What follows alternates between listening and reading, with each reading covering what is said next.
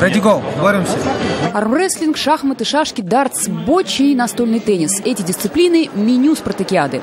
А это челнинская команда по баскетболу на колясках, игроки которой для собственного развития занимаются разными видами спорта. Теннис – это тоже также и реакции движения, и руки, кисти работают. То есть любой вид спорта, он взаимосвязан между собой.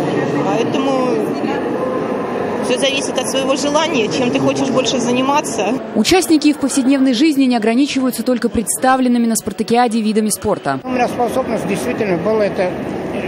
Любил я легкоатлетику, и лыжи я любил в основном. Ну, уже как инвалид получил, но все равно я сейчас в настоящее время тоже участвую в городских соревнованиях. И на лыжах, и по легкоатлетику участвую в основном.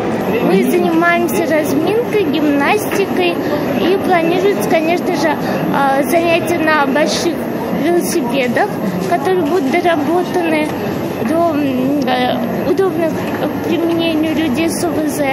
Ну и ходьба на ходунках, либо с поддержкой. В спартакиаде участвовали люди с нарушением зрения, слуха, опорно-двигательного аппарата и колясочники. В городе для них ежегодно проводятся различные мероприятия, главная цель которых – сделать жизнь людей с ограниченными возможностями безгранично интересной и разнообразной.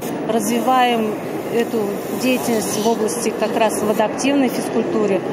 Сейчас будем развивать работу еще и среди пенсионеров, с людей пожилого возраста. На сегодняшнем спортивном празднике проигравших не было. Как всегда, победила дружба и вера в безграничные возможности. Светлана Звонарева, Константин Величко, Ленар Султанов, ТНВ, Набережные Челны.